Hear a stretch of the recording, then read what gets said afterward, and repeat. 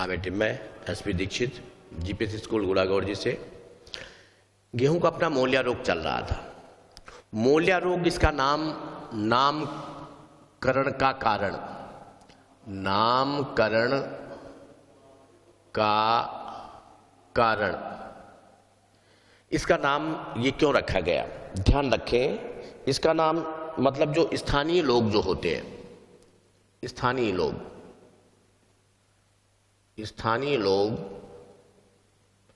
इसको किस नाम से बोलते हैं? मोलिया रोग। किस रोग से बुलाते हैं? मोलिया रोग के नाम से अपन बोलेंगे इसको बुलाते हैं। तो ध्यान रखें, मोलिया रोग से क्यों कहा जाता है? क्योंकि यह बंदर की उछाल की तरह, बंदर की उछाल की तरह खेत में, ठीक है ना, खेत में अपन बोलेंगे छितरा हुआ, खेत में छितरा हुआ फैलता है, छितरा हुआ फैलता है। ठीक है बेटे, खेत में छितरा हुआ फैलता है, इसलिए इसको, जैसे आपने देखा होगा कि जो छलांग है वो एक इधर लगाता है, इधर लगाता है, इधर लगाता है ना। तो उसी तरह अपन बोलेंगे पूरे, मतलब एक रेगुलर वो पे नहीं, कहीं लंबी छलांग मार दिया कहीं, है ना। तो उसी तरह अपन बोलेंगे ये जिग ऐसे ऐसे, ये इस टाइप से अगर अपन देखें पूरे खेतों में, अगर अपन बोलेंगे कि ये ऐसे, ये इस तरह से, कहीं इधर कहीं इधर, ये ऐसे ये फैला हुआ रहता है। तो इसलिए इसको अपन क्या बोल देते हैं? मोलिया रोग के नाम से अपन बोलेंगे इसको जाना जाता है। आप ध्यान रखें, नामकरण का कारण मैंने आपको बता दिया। अब है आपके इसमें रोग के मुख्य लक्षण। ठीक है बेटे, रोग के मुख्य लक्षण। रोग के मुख्य लक्षण आप देख लो बेटे। सबसे पहला लक्षण आप ध्यान रखना, इसके जो लक्षण जो होते हैं वो अपन बोलेंगे 2 माह के खेत में जब पादप कितने माह का हो जाता है? 2 माह का, तब अपन बोलेंगे, तब लक्षण उत्पन्न होते हैं। समझ में आ रहा है? मतलब खेत में जब गेहूं का पौधा लगभग कितने माह का हो जाता है? 2 माह का हो जाता है। जब 2 माह का हो जाता है तब अपन बोलेंगे खेत में ये लक्षण अपने को, जो मोलिया रोग के जो लक्षण जो होते हैं वो बेटे अपन बोलेंगे दिखाई देते हैं। ठीक है, पहली चीज, खेत में यह छोटे छोटे समूहों में, समझ में आ रहा है बेटे? खेत में ये अपन बोलेंगे, ठीक है, छोटे छोटे समूहों में दिखाई देते हैं। समूहों में दिखाई देते हैं, दिखाई देते हैं। क्या दिखाई देते हैं? ध्यान रखें, पादप। पादप जो होते हैं वो पूरे खेत में किस रूप में? छोटे छोटे समूहों में अपन बोलेंगे ये दिखाई देते हैं।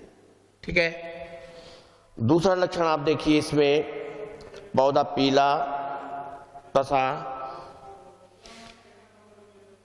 पादप पीला पड़ जाता है, पीला पड़ जाता है। आपको पता है कि जब पादप पीला पड़ जाएगा तो उसकी प्रकाश संश्लेषण की क्रिया क्या होगी बेटे? धीमी पड़ जाएगी। नहीं, प्रकाश संश्लेषण की क्रिया नहीं कर पाएगा ना, कम है ना, खाली जीवित रहने भर के लिए हो पाएगा। तो अपन बोलेंगे जब प्रकाश संश्लेषण की प्रक्रिया कम हो जाएगी तो पादप पीला के साथ साथ अपन बोलेंगे कमजोर हो जाएगा। ठीक है, कमजोर और वृद्धि क्या हो जाती है, वृद्धि बेटे ये रुक जाती है। ठीक है। तीसरा ध्यान रखें, पादप की जो लंबाई है, कॉमन सेंस की बात है, जब पापा बोलेंगे कि जब फोटोसिंथेसिस की क्रिया कम हो रही है, उसकी वृद्धि अपन बोलेंगे मीन्स जो विकास है उसका वो प्रभावित हो रहा है, तो ऑटोमेटिक आप ये ध्यान रखेंगे पादप की लंबाई क्या होगी, पादप की लंबाई अपन बोलेंगे कम हो जाएगी। पादप की लंबाई अधिकतम अगर अपन देखें 1 से 2 फुट, पादप की लंबाई कितनी रह जाती है, 1 से 2 फुट। अब चौथा आप ध्यान रखें, चौथा लक्षण मैं आपको बता दूं, इनकी जड़ें जो होती हैं, ठीक है, जड़ें कमजोर, ठीक है बेटे, पतली, ठीक है, और अपन बोलेंगे गुच्छेदार। ठीक, कमजोर हो जाती हैं, पतली हो जाती हैं और गुच्छेदार हो जाती है, जो पुटिकाकार, ठीक है ना, जड़ें कमजोर, पतली और गुच्छेदार, और इसके अलावा अपन बोलेंगे पुटिकानुमा, पुटिकानुमा अपन बोलेंगे, ये रूप में ये जड़ें हो जाती है। ठीक है। इसके साथ साथ अगला लक्षण अगर अपन देखें, पादप की जड़ पर, पादप की जड़ों पर 15 से 20, ठीक है, 15 से 20 अपन बोलेंगे पुटी, या जिसको अपन बोल देते हैं सिस्ट का, पादप की जड़ों पर लगभग अपन बोलेंगे 15 से 20 पुटी का निर्माण हो जाता है। ठीक है। इसका लास्ट कैरेक्टर बेटे, लास्ट कैरेक्टर आप ध्यान रखें, इनमें अगर अपन देखें तो आप ध्यान रखें, पुष्पन की जो प्रक्रिया जो होती है, पुष्पन मतलब फूल आने की जो प्रक्रिया जो होती है, पुष्पन की प्रक्रिया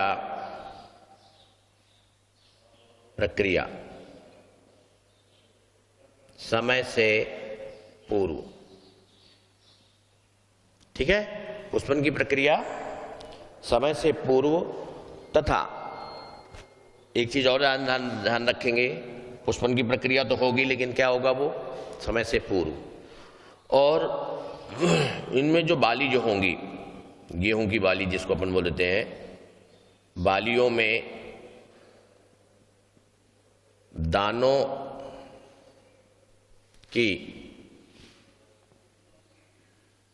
की संख्या में कमी, ठीक है ना, दानों की संख्या क्या होगी, अपन बोलेंगे उसमें कम होंगे, या यहां पर एक चीज आप ध्यान रखेंगे, दाने अनुपस्थित भी हो सकते हैं, या आप बोल सकते हैं बाली में दाने अनुपस्थित, ये अनुपस्थित भी हो सकते, ठीक है, मतलब बाली में दाने अनुपस्थित भी हो सकते हैं। और जो दाने जो होंगे, इसके अलावा बाली में जो दाने होंगे उनकी क्या विशेषता होगी, बाली में दाने आकार में छोटे, ठीक है ना, दाने आकार में छोटे और सिकुड़े हुए,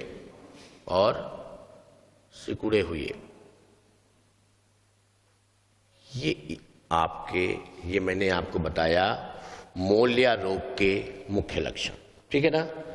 अब इसमें अगर अपन देखें, जैसे मैंने अभी आपको बताया, इसमें पुटी, वो आप देख लें, इसमें इसका ये डायग्राम कैसा होता है ना, तो उस चीज को अपन ये देखेंगे। ये सपोज करिए ये इसका स्टेम है, तना। और ये अपने को पता है कि इनमें कौन सी जड़ें पाई जाती हैं, गेहूं में अपस्थानिक जड़ें पाई जाती हैं बेटे, ठीक है ना। तो इनमें जड़ें अपस्थानिक बोल सकते हो या अपन बोलेंगे गुच्छेदार।